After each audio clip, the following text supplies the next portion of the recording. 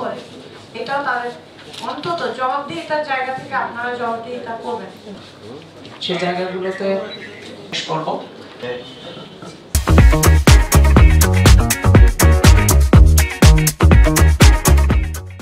আমাদের জন্য কিছু করে গেছেন এবং আমি আশা করি আপনারা এই বিষয়ে সর্বোচ্চ সহযোগিতা করবেন।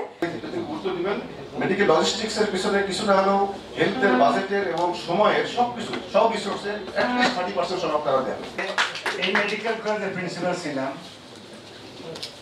এবং তখন সব ডিপার্টমেন্টে প্রফেসর ছিল। মেডিকেলকে কিভাবে চালাবো, আমাদের এই মেডিকেল থেকে রোগীরা কিভাবে ভালো সেবা পাবে, যেখানে অধ্যাপক বাদেও কমিশনে আরো অনেক সদস্য আছেন এবং ভিন্ন ভিন্ন দায়িত্বে এগুলো আছে। এই সাজেশনের অনেকগুলোই তাদের সাথে সম্পর্কিত, কাজেই সেটা আমরা তাদের কাছে পৌঁছে দেব এবং হয়তো একটা সামারি করেও দেবো যেটা কার কাছে কার জন্য এই কোনটা প্রযোজ্য, সেটা একটা যাতে করে তাদের সহায়তা হয়, বুঝতে সহজ হয়।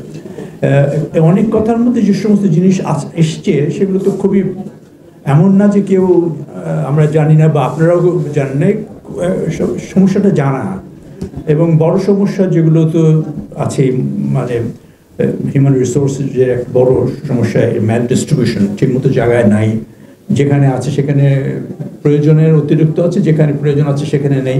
এই অনেক দিন থেকে এই সমস্ত পুঞ্জীবিত এবং এর পিছনটা কিন্তু সবটাই যে মানুষের অজ্ঞতা তা না, এটা কিছুটা হচ্ছে কোলাবোরেশন আর কিছুটা আছে সামাজিক কালচারাল যে ট্র্যাডিশনস, সেগুলো আমাদের উপরে চেপে আছে।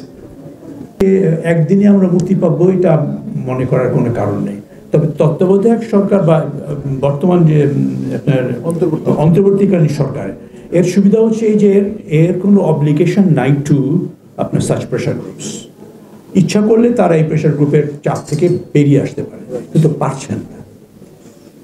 স্বাস্থ্যখাতেও এমন একটা কমপ্লিকেটেড জায়গা, সেখানেও এটা করা সম্ভব হচ্ছে না।